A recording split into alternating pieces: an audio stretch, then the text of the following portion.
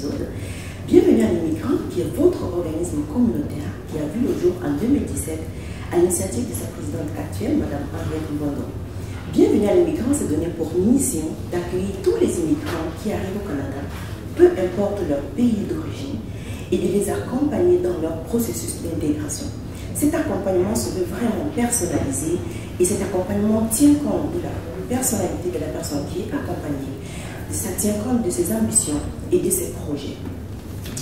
Aujourd'hui, pour ce nouvel épisode de Touche le Bienvenue à l'Immigrant, nous allons nous intéresser à la beauté. Parce que la beauté est l'un des éléments qui permet que nous ayons un bien-être, que permet que nous soyons épanouis, autant à l'extérieur qu'à l'intérieur. Alors aujourd'hui, nous allons recevoir une dame exceptionnelle qui a relevé le défi de participer au concours Miss Awolaba, Reine de la Beauté de 2023. Et devinez quoi, elle a remporté. Donc aujourd'hui, nous allons parcourir avec elle son expérience. Elle va nous parler de son parcours et de comment a été cette aventure pour elle. Madame Konawede, bonjour et bienvenue sur le plateau de Bienvenue à l'Immigrant. Bonjour et merci de me recevoir, ça me fait très plaisir d'être ici. C'est un grand plaisir pour nous d'accueillir la Miss Awolaba, c'est pas donné à tout le monde. Alors, est-ce que je peux vous appeler Diane? Oui, bien sûr. Alors Diane, vous êtes la Miss Awolaba de 2023. Au-delà de la Miss Awolaba qu'on voit, de la reine de la beauté que vous êtes très élégante aujourd'hui. Merci, c'est gentil. Donc, au-delà de cette Miss, qui est Diane? Bon, d'abord, je suis maman de deux magnifiques enfants de 10 ans et de 8 ans. Je suis aussi enseignante. J'enseigne au secondaire. Ça fait longtemps que je fais ce métier. Puis je suis aussi une femme ordinaire qui vit sa vie de tous les jours et qui essaie de s'en sortir dans le froid canadien. Ah non, vous n'êtes pas une femme ordinaire. Vous êtes la Miss. Et la Miss Awolaba de 2023. Et c'était la première édition, donc c'est vous qui portez encore le flambeau. C'est vous qui avez ouvert la porte. Merci, je suis très honorée de ce type. Merci beaucoup. Mais qu'est-ce qui vous a motivé à prendre part à ce concours? Franchement, c'est pas mon genre de faire ce genre. Ah non, tu vas pas nous dire ça parce qu'on t'a vu, tu as fait le concours. C'est pas quelque chose que je pensais faire dans ma vie, jamais. Je sais qu'on rigolait avec mes cousins, ma tante qui voulait participer, je me suis dit jamais je ferais ça. Et ma belle-sœur m'a envoyé l'annonce pour dire qu'on participait. Puis je me suis dit, bon, pourquoi pas, pourquoi je ne pourrais pas me lancer? Et puis je me disais, bah, ça pourrait être un défi intéressant, essayer de faire quelque chose de différent. Et puis on va voir ce que ça va donner. Donc je suis allée là un peu à reculons. Je me suis inscrite, mais je me suis dit, je vais partir. Je vais pas rester jusqu'à la fin. Je vais y aller, exactement. Mais chaque fois que je rencontrais les gens de l'organisation à Noiset, les filles et tout le monde était tellement avenant, gentil. Ils ont fait vraiment beaucoup d'efforts pour faire de cet événement, de cette première édition un succès. Alors ça devenait de plus en plus difficile de partir chaque fois parce que après chaque réunion, je me disais, ok, bon, je vais aller à la prochaine réunion. Là, je revenais puis je me disais, je vais rester pour la prochaine. Et chaque fois, j'étais toujours séduite par en fait, le cœur de ces personnes qui ont créé. C'est ça que je voulais dire comme ma deuxième question. Est-ce que vous pouvez nous parler des coulisses? On veut savoir qu'est-ce qui se cache un peu derrière là. Comment vous avez vécu l'expérience? En fait, dans les coulisses, je me rappelle de gens très passionnés par le projet. Je me rappelle d'Anne Noiset, parce que c'est pas facile d'organiser ce genre de choses. Et puis je pense que il faut les féliciter d'avoir réussi à faire ça d'abord. Et puis ce dont je me souviens, la première personne à laquelle je pense, c'est Tata Blandine, comme on l'appelait. C'était la dame qui s'occupait de nous. Elle était tellement gentille. Elle était toujours disponible. Elle a fait des pieds et des mains pour qu'on se sente vraiment à l'aise, qu'on soit traité vraiment comme des reines. Et puis, je me souviens aussi du fait qu'Anne Noiset a dépensé beaucoup de fonds, des photographes. Anne Noiset, elle va parler de l'association des Ivoiriens qui a organisé l'événement. Des photographes qui étaient là pour s'occuper de nous, le chorégraphe qui était là. Donc, pour moi, ça a été une expérience très, très positive. Il y avait même une coach qui nous suivait avant l'édition de la soirée gala. Et c'était pour parler d'estime de soi et tout, mais aussi pour parler aussi de nos objectifs personnels, de nous accompagner dedans. Donc j'ai trouvé ça vraiment très très bien organisé, beaucoup d'efforts qui ont été mis dans la réalisation de cette première édition. Voilà. Mais est-ce qu'il y a quelque chose qui vous a particulièrement marqué? Sincèrement, particulièrement marqué, c'est vraiment la gentillesse des gens. Franchement, une des choses desquels j'avais peur que ce soit un fiasco. Parce que je me disais, bon, ça va être organisé, on ne sait pas trop c'est quoi. Je ne connaissais pas l'ensemble. Je me suis dit, bon, on va voir et tout. C'était pas du tout ça. C'était vraiment des personnes qui ont donné beaucoup de leur temps, qui se sont mis à la disposition de personnes qu'ils ne connaissaient pas. Et je me souviens aussi de la camaraderie presque instantanée avec les autres filles. Donc oui, on était en compétition, mais c'était pas, on n'était pas genre en train de... Non, pas du tout. On s'entraidait, les filles étaient là les unes pour les autres. Et puis vraiment, c'est ça qui m'a marqué, quoi. Franchement, je trouve que j'étais très agréablement surprise par cette première édition, le cœur des gens qui étaient derrière l'organisation, la gentillesse de tout le monde. Voilà, c'est ça qui m'a marqué vraiment. Ah, quel déloge. Donc, il n'y a que des bonnes choses qui s'est passées, mais je non. Est-ce qu'il y a des aspects que vous aurez souhaité que ça se passe autrement? Bien sûr, oui.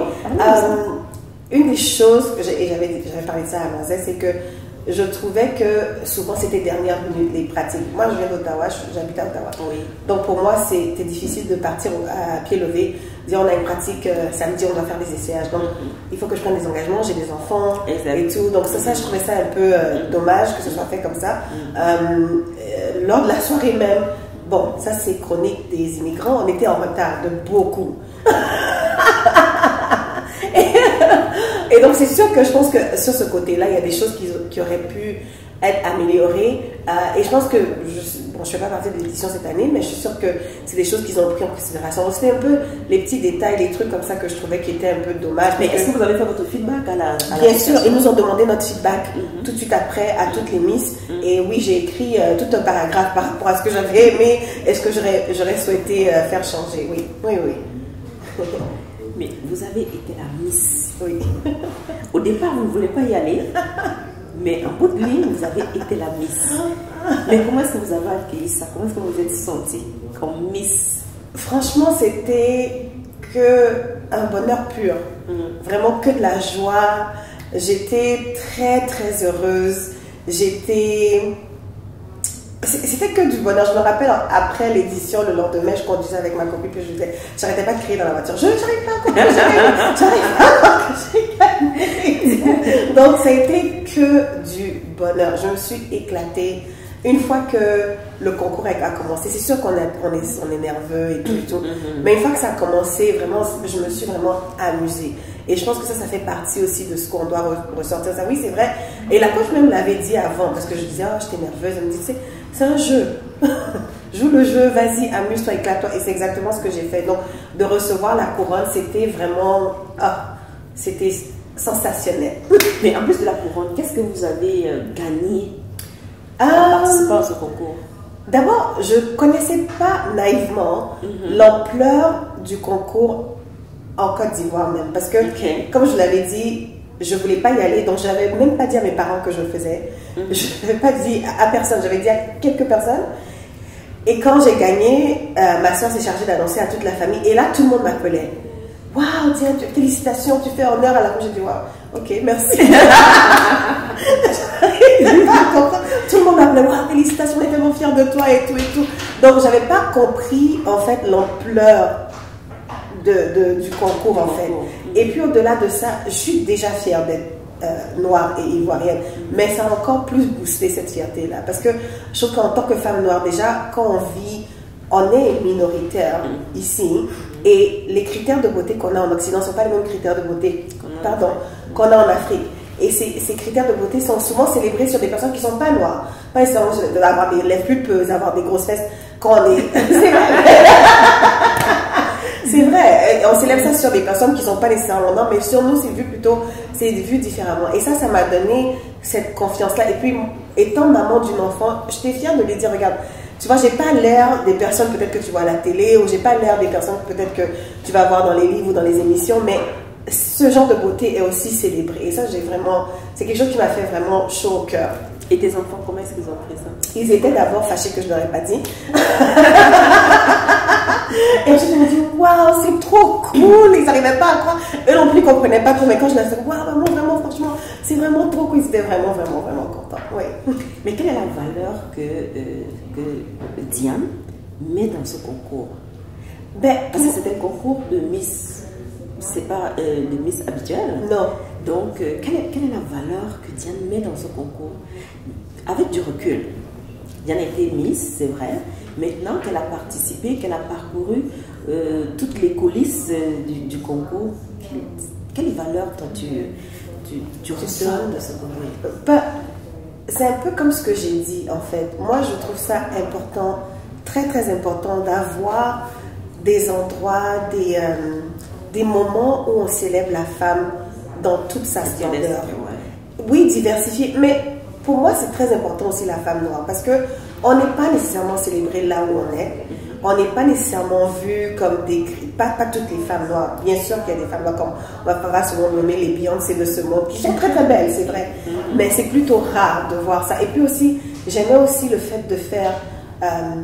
découvrir cet aspect traditionnel, parce qu'on apportait aussi des tenues qui étaient traditionnelles, et de célébrer les différentes régions de la Côte d'Ivoire. Et le concours en plus aussi était offert, pas seulement aux Ivoiriennes, mais à toutes les femmes noires. Donc il y avait des personnes qui venaient du Cameroun, il y avait des Burkinabés, il y avait des Haïtiennes. Et puis j'ai trouvé ça vraiment génial qu'on se regroupe toutes sous ce couvert-là, de célébrer la beauté qui est vue peut-être différemment ici, mais qui est célébrée dans nos pays et dans nos cultures respectives. Donc moi, pour moi, c'était ça la valeur de ce concours-là, de célébrer notre culture, puis de célébrer notre beauté en tant que femme.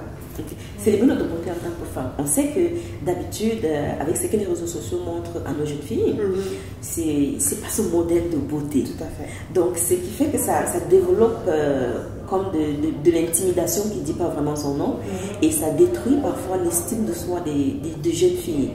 Alors, quelle est la vision que toi tu pourrais projeter, que ce concours pourrait projeter par rapport à ça pour toi? Par rapport à combattre l'intimidation, et c'est ça, et développer la confiance en soi des jeunes filles qui n'ont pas toujours ces standards entre guillemets de beauté que les réseaux sociaux n'arrêtent pas de nous montrer à profusion tout au long de la journée. Je pense déjà que le fait même d'organiser le concours ici au Canada, ça fait déjà ce travail-là. Parce que je ne me serais jamais présentée dans un concours Miss Côte d'Ivoire ou Miss Afrique, ou un concours, on va dire, régulier de beauté. Et puis, de voir aussi, même à l'intérieur du concours, même la diversité de corps. Parce que là-bas, oui, c'est des femmes qui sont rondes, mais la rondeur, elle existe à plusieurs niveaux. On n'est pas toutes rondes de la même façon. On n'est pas toutes belles de la même façon. Et de voir cette beauté-là aussi, cette variété dans la beauté de la rondeur aussi, je pense que ça va aider à promouvoir un corps, la diversité des corps, et puis à montrer aussi à nos enfants que oui, c'est ok d'être différente, mais ça ne veut pas dire que tu n'es pas belle, ça veut dire que tu es belle aussi dans ta forme, dans la version de la beauté que Dieu t'a donnée et tout. Donc je pense que le concours fait déjà ce travail-là. Est-ce que ça va régler tous les problèmes? Absolument pas. Mais je pense qu'en tant que femme, nous aussi on a un rôle à jouer, en faisant la promotion aussi de la diversité de corps, en faisant la promotion aussi de la beauté, comme elle existe déjà dans nos pays, même si c'est influencé aussi par l'Occident, mais ce genre de beauté-là existe et est déjà célébré. Donc c'est notre rôle aussi en tant que femme de faire la promotion aussi de ce genre de beauté. Voilà. Mais en tant que Miss, tantôt tu as dit qu'au départ tu ne voulais pas. Alors on prépare la deuxième édition qui aura lieu le 8 juin. Les inscriptions sont ouvertes. Oui. Il y a certainement des dames qui veulent aussi, qui ont l'attitude que tu as eue au début, qui veulent mais ne veulent pas. Alors, qu'est-ce que toi tu peux dire à toutes ces dames? Allez-y, lancez-vous. Je dirais que, ne serait-ce que pour l'expérience, et puis comme je l'ai déjà souligné tout à l'heure, moi je trouve que, bien sûr, tout n'était pas parfait, mais on va bien s'occuper de vous. Vous allez vous sentir belle, vous allez vous sentir valorisée, et même si on ne gagne pas le concours, ne serait-ce que par l'expérience, l'aventure de vivre ça vaut vraiment la peine. Alors n'hésitez pas. Oui, vous pouvez y aller même si vous hésitez, parce que moi j'hésitais. Mais je suis restée. Donc allez-y même si vous hésitez. Allez voir, vous allez voir que c'est quelque chose qui va vous booster en fait, qui va vous donner de l'énergie, qui va vous faire sentir waouh, ok, je suis dans un endroit où tout le monde me dit ah oui, la future Miss ou là-bas, ou les belles femmes et tout. Ça fait du bien d'entendre dire ça chaque semaine ou chaque 2 semaines lorsqu'on vient faire des essayages ou lorsqu'on vient faire pratiquer les chorégraphies et tout. Donc je vous dirais, même si vous hésitez, allez-y quand même voir, et puis je suis sûre que vous allez rester. Mais si je te disais, est-ce que tu peux nous partager avec elle, qui nous regarde là, ton sentiment quand tu regardes tout ce que tu as parcouru, le sentiment que tu as maintenant, quand tu regardes tout ce que tu as parcouru depuis le début où tu as reçu l'information par ta soeur jusqu'au jour du couronnement, quand tu regardes maintenant, quel est le sentiment qui t'habite? Je suis sûre que ça pourrait encourager beaucoup. D'abord, incrédulité. Parce qu'en fait, comme je l'ai dit, je pense que je ne réalisais pas l'ampleur du concours. Donc c'est plutôt dans ce sens-là. Mais aussi, je suis fière de moi parce que j'aurais jamais osé faire ça il y a peut-être même 2 ans. J'aurais été très très gênée. Je me serais dit, oh non, j'ai pas envie de me montrer, j'ai pas envie de faire ça. Donc je suis fière de moi d'avoir surmonté cet obstacle-là déjà personnel. Et puis, je suis fière aussi du couronnement, je suis fière d'avoir gagné. Et puis, je suis contente de représenter. Moi-même, ça m'a fait du bien de remporter ce concours, même pour mon estime personnelle. Oui. Donc, de dire que oui, tu es célébrée en tant que reine de beauté, c'est quelque chose que je pensais jamais qu'elle allait être associée à mon nom. Pas que je me trouvais laide ou quoi que ce soit, mais ça, de se faire dire ça tout le temps. Et puis même, chaque fois que je viens, genre pour l'entrevue ou pour d'autres événements, tout le monde, ah oui, notre Raoul là-bas et tout, ça fait chaud au cœur. Ça fait chaud au cœur. Donc, je suis vraiment heureuse d'avoir fait ça. Je suis vraiment, c'est un cadeau, en fait. Oui. Voilà. Ouais, c'est un cadeau. Et tantôt, vous avez parlé de la coach en développement personnel qui était là. Est-ce que ça a servi seulement pour le concours ou alors il y a un grand bien qu'on en tire pour sa propre vie? Moi, je pense que ça a servi pour le concours et pour la vie personnelle parce que, comme j'expliquais tout à l'heure, oui, on parlait d'estime, de la perception de notre physique et tout ça, mais la coach aussi nous parlait de ce qu'on veut accomplir dans la vie, les choses qu'on peut faire, les obstacles qu'on peut nous-mêmes se mettre, les barrières qu'on peut nous-mêmes mettre devant nous pour accomplir nos objectifs personnels. Je pense que ça aurait été bénéfique d'avoir peut-être plus de sessions, peut-être un peu égoïstement. Mais je trouve que ça a servi quand même aussi au-delà du concours. Donc oui. Alors, on arrive déjà presque à la fin de notre entretien, mais est-ce qu'il y a un message que Diane aimerait adresser à l'endroit des organisateurs du concours? D'abord, merci. Merci beaucoup. Grâce à Aoulaba, je suis retournée en Côte d'Ivoire. Je suis contente, c'était un des prix. Donc franchement, merci à l'organisation. Merci d'avoir organisé ce concours. Merci pour la disponibilité de toutes les personnes qui ont fait, parce que c'est des choses qu'on fait bénévolement. Il n'y a personne qui les a payées ou qui leur a demandé de faire ça. Donc merci vraiment à l'organisation. Merci pour votre dévouement. Puis merci aussi pour la place que vous faites à la beauté sous toutes ses formes et tout. Donc voilà, merci. Nous, on te remercie beaucoup. Merci à vous d'avoir accepté de venir partager l'expérience avec Bienvenue à l'immigrant et avec toutes les personnes qui te regardent. Merci. Alors, pour cette année, Diane n'est plus candidate, mais est-ce que Diane a référé des personnes? Bon, il n'y a pas d'Aoula, pas dans mon entourage.